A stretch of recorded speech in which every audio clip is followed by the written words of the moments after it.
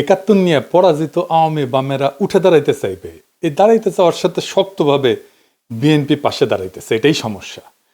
আওয়ামী লীগ তার ফ্যাসিস্ট শাসনের বৈধতা উৎপাদনের জন্য একাত্তরকে ব্যবহার করেছিল। বিএনপি মনে করতেছে তারা একাত্তরকে ব্যবহার করে তার প্রধান প্রতিপক্ষ জামাতকে ঘায়েল করে দিবে। কামডা গলে বিএনপি ভালো করতেছে। বিএনপির হারাইতে বাংলাদেশের জনগণের বেশি বেগ পাইতে হবে না। কারণটা এইটা না যে একাত্তর বিএনপি বিরোধী শক্তিকে বিব্রত করবে, কারণটা হইতেছে এই সফট পলিটিক্যাল অস্ত্রকে বিএনপি কিভাবে ইউজ করবে সেটা না জানা। এই সফট অস্ত্র ভালো মতো ইউজ করতে না জানলে নিজের হাতেই ফাইটা যেতে পারে। একাত্তর নিয়ে আমার কিঞ্চিত লেখাপড়া আছে, মানে মুক্তিযুদ্ধের বয়ানে ইসলাম লেখার সময় আমি একাত্তরের এমন কোনো প্রকাশিত দলিল নাই যেটা খুঁটায় খুঁটায় পড়ি নাই। তো এটা পড়ে যা বুঝেছি যে একাত্তরের ইতিহাস এত মিছা কথা দিয়ে ভর্তি, এত কন্ট্রাডিকশনে ভর্তি, এত বাটপাড়িতে ভর্তি যে এইটারে হুতায় দেওয়া পানি ভাতের কাজ। বদরুদ্দিন ওমরই কইছেন যে একাত্তরের ইতিহাস 90% মিছা কথা। এই ইতিহাসের চেতনারে উড়ায় দেওয়া, জয় বাংলা কইরা দেওয়া বা হাতের কাজ। একাত্তরের নৌকায় বৈশা আওয়ামী লীগ যে কিনা একাত্তরের ফার্স্ট ডিভিশনের প্লেয়ার সেই ডুবিছে, আর একাত্তরের সেকেন্ড ডিভিশনের প্লেয়ার বিএনপি আরো ডুববি। এখন অনেকে কইতে পারে তাইলে আমরা একাত্তর নিয়ে করমুটা কি? এর কথা কমু না? অবশ্যই কমু, অনেক বেশি কমু। একাত্তরকে একটা বিগেস্ট হিস্টোরিক ইভেন্ট হিসাবে আমাদের লেন্সে পাঠ করা লাগবে, আমাদের নিজেদের চোখে দেখা লাগবে, ইন্ডিয়ার চোখে না, আওয়ামী লীগের চোখে না, বাটপাড়ি আর মিথ্যাচারের লেন্সে না। তাহলে সেটা কেমন হবে? কোন লেন্সে? আমাদের নিজেদের লেন্সে, আমাদের নিজেদের চোখে। আমাদের নিজেদের চোখে দেখাটাই সারা দুনিয়া নেবে, বাংলাদেশের বেশিরভাগ মানুষ নেবে। আপনারা দেখেছেন 1971 নিয়ে 6 দফা নিয়ে ভাষা আন্দোলন নিয়ে আমি মেলা বানকার ব্লাস্টার এপিসোড করেছি, আমার গেলাইছে অনেক, কিন্তু পাল্টা আর্গুমেন্ট কিন্তু কেউ তুলতে পারে নাই। আজকেও আমি এমন একটা জায়গা নিয়ে আলাপ করব সংক্ষেপে, এই আলাপটা পরে আরো বিস্তারিত করা যেতে পারে, কিন্তু দেখবেন যে এইভাবে আগে ভাবা হয় নাই। শুরুতে একটা এক্সাম্পল দেখায়নি কেন বিএনপি একাত্তর নিয়ে কোনো বয়ান তৈরি করতে পারবে না, হাতে নাতে দেখাই দেবো। দেখাবো, আসেন দেখাই। বিএনপি একটা ভিডিও বানাইছে তার নির্বাচনী ক্যাম্পেইনের জন্য, প্রচুর আবেগ নিয়ে বানানো। থিম হইতেছে মুক্তিযুদ্ধ আর 2024 দুই জেনারেশনের দুই আহত যোদ্ধা কিভাবে দেশের জন্য কাজ করবে বা করতেছে। এইটা সাহেব দেখান, ওই অংশটা দেখান। কিভাবে হলো?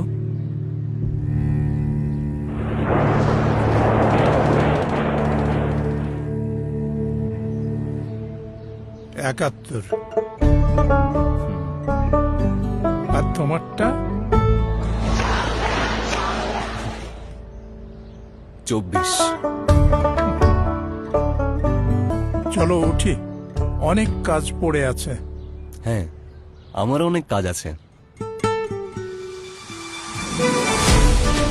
মানে হইতেছে 1971-এর ক্ষত হাতে আর 2024-এর ক্ষত পায়, তাই তো? আপনারা হাত হারানো মুক্তিযোদ্ধা দেখেছেন জীবনে? কদাচিৎ দেখতে পারেন, আমি দেখি নাই। যা দেখেছি সবই পা হারানো যুদ্ধাহত মুক্তিযোদ্ধা। সেলিব্রেটেড কর্নেল তাহের, উনি ছিলেন পা হারানো। মুক্তিযোদ্ধা পুনর্বাসন কেন্দ্র শ্যামলীতে যেটা ছিল এখনো আছে, সেইখানে থাকতেন যুদ্ধাহত মুক্তিযোদ্ধারা। সকালবেলা ওনাদের হুইল চেয়ার নিয়ে বাইর হইতেন, শহীদ মিনারে আসতেন, স্মৃতিসৌধে যাইতেন, সবাই পা হারানো। এইটা সাহেব যুদ্ধাহত মুক্তিযোদ্ধা লিখে সার্চ দেন না গুগলে, দেখেন সবাই হুইল চেয়ারে। এইটা যুদ্ধের স্বাভাবিক ক্যাজুয়ালিটি। যুদ্ধে পা হারায় বেশি যুদ্ধাহতরা। তার মানে এরা মুক্তিযুদ্ধ বলে বলে চিৎকার করবে, কিন্তু রিয়েল মুক্তিযুদ্ধ জিনিসটা নিয়ে গভীর বোঝাপড়া নাই, দরকারও নাই। কারণ ভোটের জেতার জন্য তো এটার কথা কইতেছে, জামাতকে হারানোর জন্য এই কথা কইতেছে। মাথার মধ্যে এটা নাই কি বলে জামাতের শক্ত রাজনৈতিক বিরোধিতা করা যায়। ভোটের জন্য কিন্তু আসলে রাজনৈতিক বিরোধিতারও দরকার নাই। আপনারা হাদির ক্যাম্পেইন দেখছেন না? হার্ডকোর পলিটিক্স নিয়ে ক্যাম্পেইন করছে। এরা টাকা দিয়ে নমিনেশন কেনে, টাকা ছড়া ইলেকশনে যেতে, তারপরে 5 বছর ধরে লুটপাট করে। তার জন্য দরকার কুইক ফিক্স, সহজে করা যায় এমন রাজনৈতিক খাবার, ইনস্ট্যান্ট নুডলের মতো। তাই বিএনপির বুদ্ধিজীবীরা হাজির করছে মুক্তিযুদ্ধ, এই দিয়া জামাতরে ঘায়েল করবে। আওয়ামী লীগ 71 দিয়া ফ্যাসিবাদের বৈধতা উৎপাদন করছে, বিএনপি 71 দিয়া জামাতকে মারতে চায়। দুই পক্ষই 71-কে একটা পলিটিক্যাল ইনস্ট্রুমেন্ট বানাইছে ভোটে জেতার জন্য, তার রাজনৈতিক লক্ষ্য হাসিল করার জন্য। আর বিএনপি বলে একটা দল ধর্ম নিয়ে রাজনীতি করে, আর তোরা যে মুক্তিযুদ্ধ নিয়ে রাজনীতি করতেছিস, তা আবার ভোটে জেতার জন্য। 2024-কে দাঁড় করাবে 1971-এর লিগ্যাসি বা উত্তরাধিকারের উপরে। 1971-এর লিগ্যাসির উপরে 2024 দাঁড়ায় নাই। 1971-এ যারা সিপাহী সালার তারা জিয়াউর রহমানকে রাজাকার বলতো। 1971-এর খেতাব কাইরে নিছে জিয়াউর রহমানের। আর সবাই ফ্যাসিবাদের সফট আর হার্ড পাওয়ার ছিল। 1971-এর নামে আমাদের উপরে ফ্যাসিবাদ চাপায় দেওয়া হয়েছে। 2024-এ দেখেছেন কেউ এসে বলছে আমি মুক্তিযোদ্ধা, আমি হাসিনা এই শাসনের বিরুদ্ধে, হাসিনার বিরুদ্ধে লড়াই করেছি, বলছে? বলে নাই। এই বিপ্লবের স্ফুলিঙ্গই তৈরি হয়েছিল মুক্তিযোদ্ধার সন্তানেরা চাকরি পাবে না তো রাজাকারের বাচ্চারা চাকরি পাবে, এই কথায়। 2024-এর বর্ষা বিপ্লবকে এই যে আনিস আলমগীর নারকীয় সন্ত্রাস বলছে, সেও নিজেকে মুক্তিযোদ্ধার সন্তান দাবি করত। যাই হোক, 1971 কোন বয়ান আমরা তৈরি করব, আজ এইখানে আলাপের একটা অংশ থাকবে। কিভাবে আমরা আওয়ামী আর ইন্ডিয়ান বয়ান উতরাই যেতে পারবো, তার বাইরে 1971 নিয়ে আমাদের নিজেদের বয়ান তৈরি করতে পারবো। আসেন সেটা একটু বুঝে দেখি। 1971 একটা ঐতিহাসিক বাস্তবতা। 1971-কে অস্বীকার করা সম্ভব না, কেউ করেও না।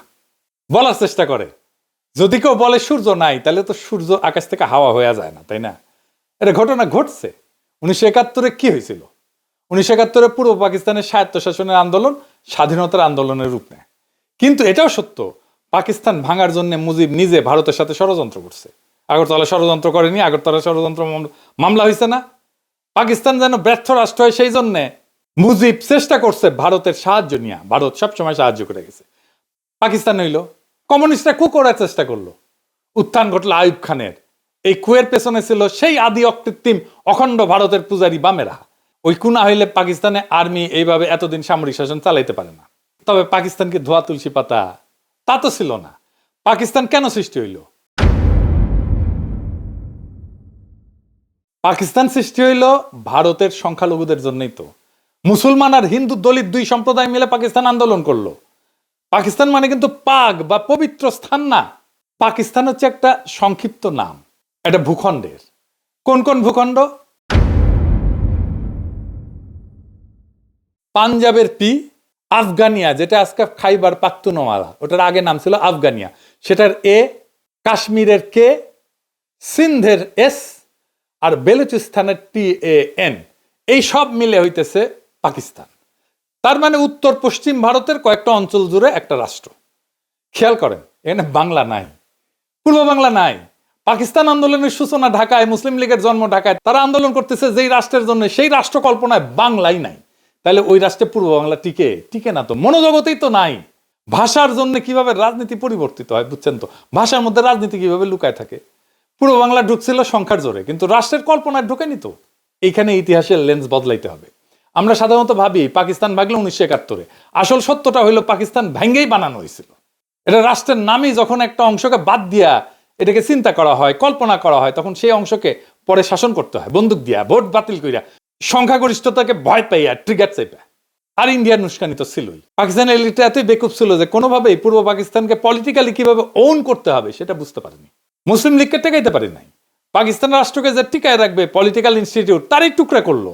সোহরাওয়ার্দী তার অনুসারীদের মুসলিম লীগ থেকে বের করে দিল। জন্ম নিল আওয়ামী মুসলিম লীগ। আর সোহরাওয়ার্দী যে বাংলাই বলতে পারতো না, তার শিষ্যরা রাষ্ট্রভাষা আন্দোলন শুরু করলো বাংলা ভাষার জন্য। কি তামাশা! দলিত হিন্দু নেতা যোগেন মন্ডলকে রাতের আধারে পাকিস্তান ছাড়তে হলো। একটার পর একটা ভুল করতে করতে করতে করতে শেষ পর্যন্ত বাংলাদেশ রাষ্ট্রের জন্ম অবশ্যম্ভাবী করে তুলল। পাকিস্তান নিজেই করলো।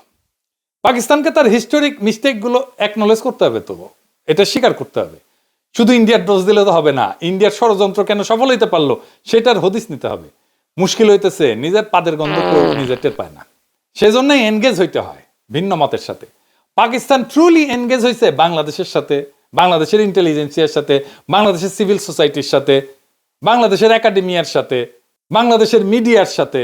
হয়নি, এখনো হয় না। ইন্টেলেকচুয়ালি এনগেজ হয়নি। হইলে ইন্ডিয়ার এই বারবারন্ত অনেক এফিসিয়েন্টলি ঠেকাইতে পারতাম আমরা বাংলাদেশে। এখন 71-এর সবচেয়ে বড় ট্র্যাজেডি কি, এটা আমাদের বুঝতে হবে। 71-এর সবচেয়ে বড় ট্র্যাজেডি গণহত্যা, জেনোসাইড। ক্লাস বুক রেফারেন্সের জেনোসাইড। এই জেনোসাইডের দুইটা বড় পার্ট, একটা বাঙালি জেনোসাইড আর একটা বিহারি জেনোসাইড। বিহারি জেনোসাইড একেবারে মুছে দেওয়া হয়েছে, বিহারিদেরকে বাঙালিরা মারছে। আমরা বাঙালি জেনোসাইড বলি, কিন্তু দেখেন 1971-এর সবচেয়ে বড় দখল গেছে হিন্দু সম্প্রদায়ের উপরে, বাঙালি হিন্দুর উপরে। এটা শুধু একটা জাতির উপরে আক্রমণ না, একটা জাতির নির্দিষ্ট ধর্ম সম্প্রদায়ের উপরে আক্রমণ। এই ক্ষতটা হিন্দু সম্প্রদায়ের মধ্যে গভীর। আমার ফুলকুমারিতে পড়ছেন যে আমার বগুড়ার বাড়ি দখল করে নিয়েছিল আমাদেরই এক প্রতিবেশী। এখনো তারা আমাদের প্রতিবেশী, এখনো। এই যে এক্সট্রিমলি কমপ্লেক্স জটিল সিচুয়েশন, এটার তো প্রপার রিকনসিলিয়েশন হয়নি। তো আমার সেই প্রতিবেশী, উনি তো কোনোদিন এসে আমাদের পরিবারের কাছে মাপ চান নাই যে কাজটা ভুলেছে, মাফ করে দেন। এখন পিনাকি দাবরানি দিলে ওই বাড়িচারা হয়ে পালাইবে, সেটা অন্য কথা। কিন্তু বাংলাদেশের সব হিন্দু তো পিনাকি না, সে তো ভয়ে থাকে আমার বাড়ি না আবার দখল করে ফেলে। এইটাকে অ্যাড্রেস করতে হবে, জেনোসাইডের একটা ফয়সালা করতে হবে। আমি দুইটা কাজ খুব চেষ্টা করেছি এই সরকারকে দিয়ে, প্রফেসর ইউনূসের সরকারকে দিয়ে। 71 নিহতদের পুরো নাম তালিকা করা প্রজেক্ট, এক প্রফেসর কাজ করতেছেন এইখান থেকে ওইখান থেকে নানা ফান্ড টান নিয়ে, সামান্য একটা ফান্ডের জন্য উনি ফিল্ড ওয়ার্ক করতে পারতেছেন না, শেষ করতে পারতেছেন না। আমি হয়রান হয়ে গেলাম একটা ফান্ড ম্যানেজ করে দিতে, আমাদেরই সব ভাই ব্রাদাররা সরকারে আছে, তারাও করে দিলেন না। এটা আর কি বলবো, আর এখন বলতে গেলে তো ওনাদের সাথে রাগারাগি ঝগড়াঝাটি করতে হয়। এই কষ্টটা পড়ে যেতে পারতো প্রফেসর ইউনূসের সরকার, আমি ওনার জন্য ক্রাউড ফান্ডের ব্যবস্থা করতে পারতাম, কিন্তু আমি ওনার এক্সপোজ করলে ওনার বিপদ হবে, ওনারা খাইয়া দেবে ইন্ডিয়া বা আওয়ামী লীগ। আর একটা কাজ হইতেছে বিহারিদের ক্যাম্পগুলো বন্ধ করে তাদের মেইন স্ট্রিমে নিয়ে আসা। এটা লজ্জার যে তারা এখনো একটা ক্যাম্পের মধ্যে, ঘেটোর মধ্যে আছে। আব্দুল নূর তুষারেরা গণহত্যার জন্য পাকিস্তানে 3 বার ক্ষমা চাইলো, আবার চাইতে বলে ক্ষমা। আব্দুল নূর তুষারেরা বিহারি গণহত্যার জন্য ক্ষমা চাইতে প্রস্তুত আছে? নাই। তাইলে ইতিহাসের রিকনসিলিয়েশন হবে কিভাবে? যখন বিহারি গণহত্যার কথা আসবে তখন দেখবেন গা মুসরা মুসরি করিচ্ছে। আর ফাইনালি জামাতের 1971 স্বাধীনতা যুদ্ধের ভূমিকা, এটা নিয়ে ফাইনাল আলাপ। জামাতের বিরুদ্ধে অভিযোগ যেটা আওয়ামী লীগ করে, সে একই অভিযোগ করে বিএনপি। আওয়ামী লীগ অভিযোগ করে জামাত নেতারা 1971 পাকিস্তানি বাহিনীর গণহত্যার সহযোগী ছিল, এই গণহত্যার জন্য জামাতই দায়ী। সেই কল্পিত অভিযোগে ফাঁসি দিছে তাদের নেতাদেরকে। সেই একই অভিযোগ করে আজকের দিনে বিএনপি। 1971 সালে আমরা যে স্বাধীনতার যুদ্ধ করলাম পাকিস্তানিদের থেকে বের হয়ে আসার জন্য, তখন আপনারা শুধু বিরোধিতাই করেন নাই, ওই পাকিস্তান সেনাবাহিনীর সঙ্গে হাত মিলিয়ে গণহত্যা করেছেন। এই কথা বলতে আমার কোনো দ্বিধা হয় না। কিন্তু খালেদা জিয়া সেই বিচার সম্পর্কে কি বলেছিল শুনেন। আমি বলতে চাই, আজকে মুজাহিদি সাইদি দেলোয়ার হোসেন সাইদি, কামরুজ্জামান, কাদের মোল্লা, এদের সবাইকে তারা মিথ্যে মামলা দিয়ে গ্রেফতার করে রেখে দিয়েছে। তারা ভেবেছে তারা স্বাধীনতা বিরোধী বলে তাদেরকে গ্রেফতার করেছে। আমি বলতে চাই, আজকে তারা যে অবস্থা করেছে, গোপন চুক্তি করে, স্বাধীনতার পরেও যে গোপন চুক্তি করেছে, স্বাধীনতা বিরোধী শক্তি হলো এই আওয়ামী লীগ, হলো স্বাধীনতা বিরোধী শক্তি, দেশের বিরোধী শক্তি হলো এই আওয়ামী লীগ। আগে তাদেরকে আগে ব্যবস্থা করতে হবে, তবেই এই দেশ নিরাপদ হবে, স্বাধীন হবে। শুনলেন তো, উনি বলছেন মিথ্যা, ওগুলো মামলা। আচ্ছা, মির্জা ফখরুল কি বলেছিল শুনেন। আমাদের এই আলেম উলেমা জামাত ইসলামের নেতৃবৃন্দ, আমাদের মৌলানা নিজামী সাহেব, তারপরে জামান সাহেব, কাশেমি সাহেব, এই পত্রিকার যে প্রকাশক ছিলেন তাকে সহ অনেকে মৃত্যুদণ্ড, সালাউদ্দিন সাহেব সহ তাদেরকে মৃত্যুদণ্ড দেওয়া হয়েছে মিথ্যা মামলায়। শুনেছেন তো, সেও বলে হাম্বা, মানে তারও ওই একই কথা। আমাদের সময় একটা বিজ্ঞাপন ছিল এইরকম, গরুকে জিজ্ঞেস করে তোমার কি কথা, সে গরু এখন চিৎকার দেয় হাম্বা, বলে ওরও সেই একই কথা। আর এখন বলে স্বাধীনতার পরাজিত শক্তি মাথাচাড়া দিয়ে উঠতেছে, ওদের নস্যাৎ কইরা গণতন্ত্র প্রতিষ্ঠা করবি নাকি। এবার বলে একটা দল গণহত্যা চালাইছিল, মানে জামাত চালাইছিল গণহত্যা। শুনেন, পাকিস্তান আন্দোলন করছিল মুসলমানরা পাকিস্তানের মুসলমান ভাইদের স্বার্থ রক্ষার জন্য, for the emancipation of the Muslims। তখন আপনাদের নেতা মওদুদী এটা বিরোধিতা করেছিল, ঠিক না? আর আজকে আবার 1971 সালে আমরা যে স্বাধীনতার যুদ্ধ করলাম পাকিস্তানিদের থেকে বের হয়ে আসার জন্য, তখন আপনারা শুধু বিরোধিতাই করেন নাই, ওই পাকিস্তান সেনাবাহিনীর সঙ্গে হাত মিলিয়ে গণহত্যা করেছেন। এই কথা বলতে আমার কোনো দ্বিধা হয় না। জামাত রাঙ্গি রাজাকার ছিল শুনেছেন না, গোলাম আজম রাজাকার শুনেছেন না, গোলাম আজম রাজাকার ছিল না পাগলা, গোলাম আজম রাজাকার ছিল না রে বেকুব, ছিল শান্তি কমিটির মেম্বার, ছিল শান্তি কমিটির নেতা। রাজাকার ছিল প্যারামিলিটারি ফোর্স, আমাদের আনসারের মতো, তাদের ড্রেস ছিল, ইউনিফর্ম ছিল, ব্যারাকে থাকতো, রেশন ছিল, আর গঠিত হয়েছিল সাধারণ মানুষকে দিয়া। রাজনৈতিক কর্মী ছিল তারা, মুসলিম লীগ, জামাত না। জামাত তখন এত বড় তৃণমূলের অর্গানাইজেশন ছিল না। আমার কথা বিশ্বাস করার দরকার নাই, বিদেশি নিউজ থেকে রাজাকার দেখেন কারা ছিল, পোশাক আশাক সহ, ওদের দাড়ি টুপি ছিল না, দেখেন। The government has organized a paramilitary force called Razakars. The Razakars' main duties are roadblocks, often carried out with a great show of force, and sentry duties around the main government installations. Some recruits to the Razakars are students, but many come from the militant wing of the Muslim League, who were responsible for much of the murder and the burning of villages which followed March the 25th. They are all East Bengalis and are paid by the government direct. But no one knows just how loyal they would be to the government if that loyalty was ever under stress.